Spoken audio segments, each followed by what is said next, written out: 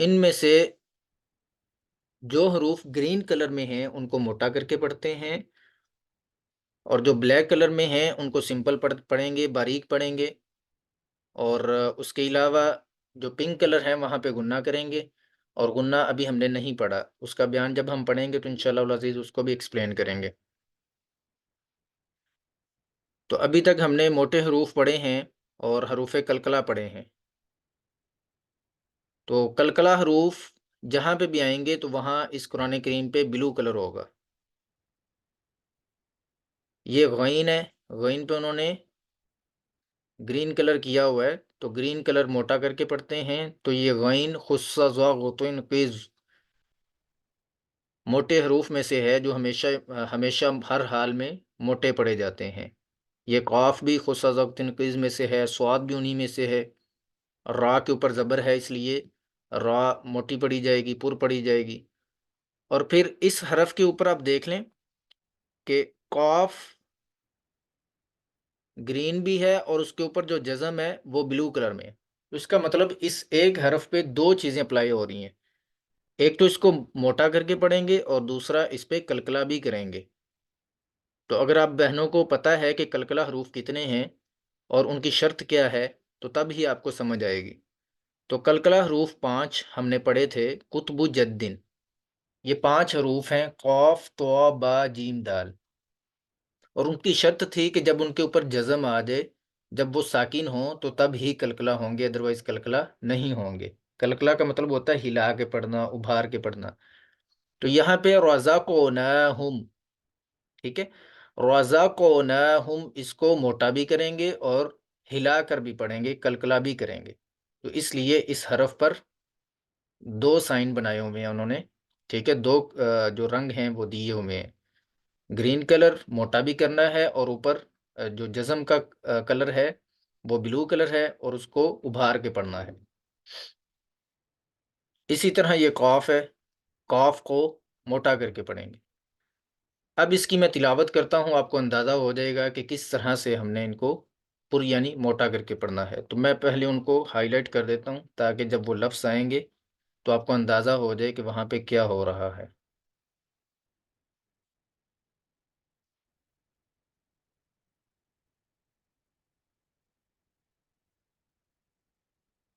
جی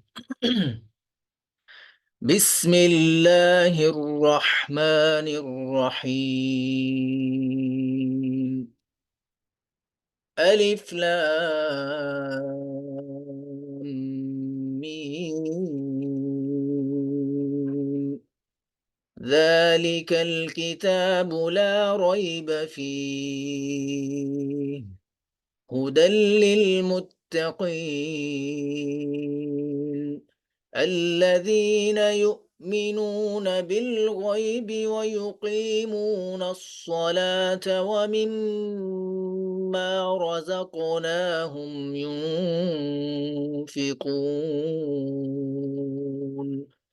والذين يؤمنون بما أنزل إليك وما أنزل من قبلك وبالآخرة هم يوقنون۔ تو اس طرح سے ان کو پروناؤنس کریں گے، اس طرح سے ان کی ادائیگی کریں گے انشاءاللہ۔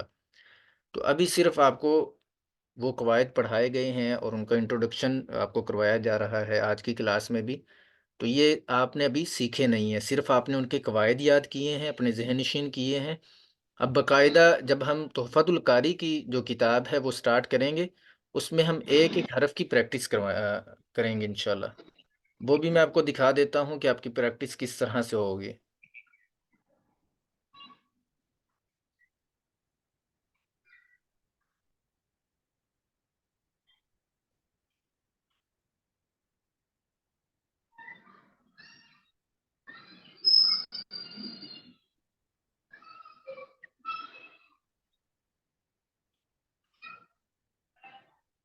جی، تو یہ اس کتاب کا پہلا حصہ ہے جس میں ملتی جلتی آوازوں والے حروف ہیں، جن کی آوازیں آپس میں، جن کے ساؤنڈز آپس میں مکس اپ ہوتے ہیں، تو ان میں ہم ڈفرنس کریں گے فرق کریں گے انشاءاللہ العزیز، اور وہ کون کون سے حرف ہیں وہ بھی پڑھیں گے ان کو ترتیب سے انشاءاللہ العزیز، جیسے کہ یہ حمزہ اور عین ہیں، ان دونوں کی آوازیں آپس میں ملتی جلتی ہیں، تا اور طوا ہے۔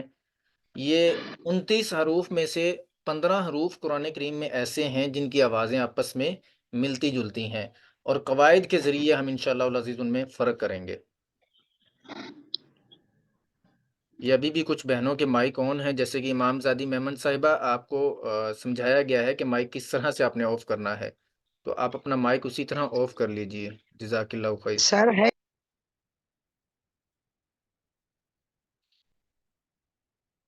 جی آگے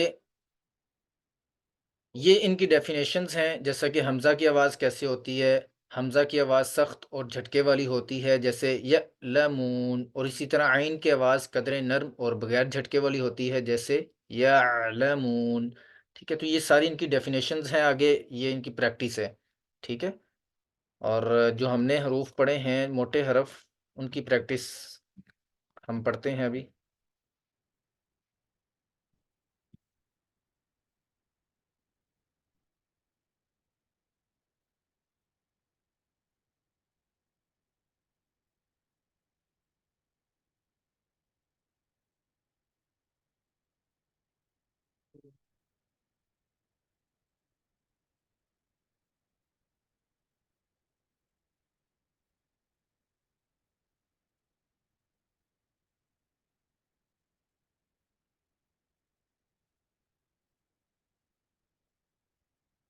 دیکھیں یہ دوسرا سبق حروف کلکلہ اور حروف اسفریہ کے متعلق ہے۔ یہاں پہ مکمل حروف کلکلہ کی مشق ہے، پریکٹس ہے۔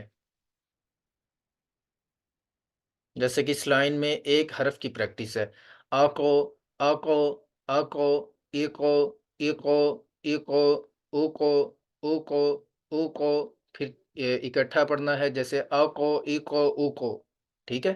تو اس طرح ایک ایک لفظ کی ہم پریکٹس کریں گے انشاءاللہ۔ یہ حروف کلکلہ ہیں جن کی تعداد 5 ہے، قطب و جدن جن کا مجموعہ ہے، تو یہ الگ الگ سے لکھے ہوئے ہیں۔ پہلے قاف کی پریکٹس ہے، پھر طوا کی ہے، پھر با کی ہے، جیسے آکو آتو اب اج اد، ٹھیک ہے۔ اس طرح ان کو ہم ہلا کے پڑھیں گے، ان کی پریکٹس کریں گے انشاءاللہ۔ اس کے بعد قرآن کریم کے جو کلمات ہیں ان کی پریکٹس آ جاتی ہے، جہاں پہ جن کلمات میں حروف کلکلہ استعمال ہوئے ہیں، جیسا کہ یہاں پہ با ہے حروف کلکلہ، ذوابحن، ٹھیک ہے۔ قرآن کریم میں آپ نے کیسے پڑھنا ہے، تو یہ ذوابح، سورۃ العادیات یہ کلمہ ہے۔ بسم اللہ الرحمن الرحیم، والعادیات ضبحا، فالموریات قدحا، فالمغیرات صبحا، ٹھیک ہے۔ تینوں آیات میں حروف کلکلہ آ رہا ہے، ضبحا، قدحا، صبحا، ٹھیک ہے۔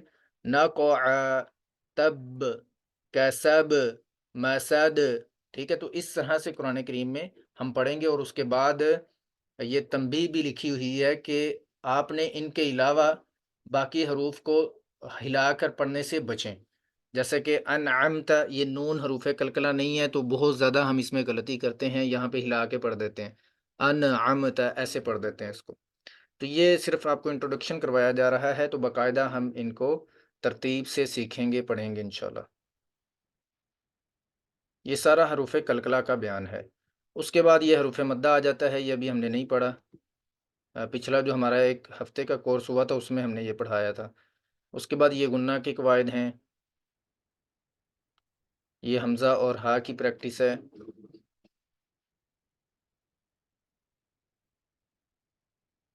جی یہ موٹے حرفوں کو موٹا اور باریک پڑھنے کا بیان۔ تو یہ آگی حروف مستعلیہ کی مشق، مشق کہتے ہیں پریکٹس کو، ٹھیک ہے۔ عربی کا لفظ ہے یہ مشق، پریکٹس، جیسے خص ضغطن قیز، ٹھیک ہے۔ یہ خصہ ہے، یہ ضغطن ہے، اور یہ قیز ہے۔ تو یہ 7 حروف ہیں، ان کی الگ الگ سے پریکٹس ہوگی انشاءاللہ، جیسے اخ اخ اخ، پھر سواد کی اوس اوس اوس، ٹھیک ہے۔ یہ ان کو موٹا کر کے پڑھ رہے ہیں ہم۔ یہ جب ہم ان کی پریکٹس کر لیں گے پھر اس کے بعد ڈفرنس بھی ہم کریں گے کہ موٹا کس طرح سے پڑھا جاتا ہے اور اس کو باریک جو کہ غلط طریقہ ہے وہ کس طرح سے، تاکہ آپ کو اندازہ ہو جائے کہ اب تک جو ہم نے پریکٹس کی ہے اس میں کیا فرق واضح کیا ہم نے. ٹھیک ہے، تو یہ حروف مستعلیہ کی مکمل مشق ہے. سب سے پہلے ایک ایک حرف کی ہم پریکٹس کریں گے، اس کے بعد پھر قرآن کریم کے جو کلمات ہیں ان کی پریکٹس ہوگی کہ قرآن کریم میں آپ نے کس طرح سے ان کو اپلائی کرنا ہے. یخ یخ، اب یہ دیکھیں یہاں پہ خواہ کو موٹا پڑھیں گے تو یخ ش، باقی حروف باریک پڑھیں گے. تو یہ خواہ کی لائن ہے، مکمل پریکٹس ہے. پھر اس کے بعد سواد کی ہے، یہ سارے قرآنی کلمات ہیں. ٹھیک ہے، بہت زیادہ پریکٹس ہوگی انشاءاللہ. جتنی زیادہ ہم پریکٹس کریں گے اتنا ہی زیادہ جو ہے وہ ہمارے الفاظ بہتر ہوں گے اور ان کو پروناؤنس کرنے کا طریقہ ہمیں آئے گا انشاءاللہ. جی، اب آپ سب جو ہیں بہنیں ترتیب وائز اپنے سوالات پوچھ سکتی ہیں. اب تک کی جو ہماری کلاسز ہوئی ہیں ان کے متعلق کسی قواعد میں کوئی شبہات ہیں آپ کو تو وہ آپ پوچھ سکتی ہیں. کوئی کسی قاعدے کی سمجھ نہیں آئی تو وہ بھی آپ پوچھ سکتی ہیں. جیسا کہ کل ہمیں ایک سوال موصول ہوا تھا، اس میں ہماری ایک بہن نے ہمیں اسکرین شاٹ بھیجا کہ جس میں وہ گرین کلر دیا ہوا تھا را کے اوپر، تو قواعد کے ذریعے وہاں پہ گرین کلر نہیں تھا مطلب اس کو باریک پڑھنا تھا اس را کو، لیکن قرآن کریم میں انہوں نے اس کو گرین کیا ہوا تھا. تو بعد میں ہم نے پھر ان کو سمجھایا کہ یہ قرآن کریم جو پرنٹنگ جنہوں نے کیا ہے تو ان سے کوئی غلطی ہو گئی ہے، تو قواعد کے ذریعے یہاں پہ اس کو باریک ہی پڑھیں گے. جی، اب آپ سوال پوچھ سکتے ہیں.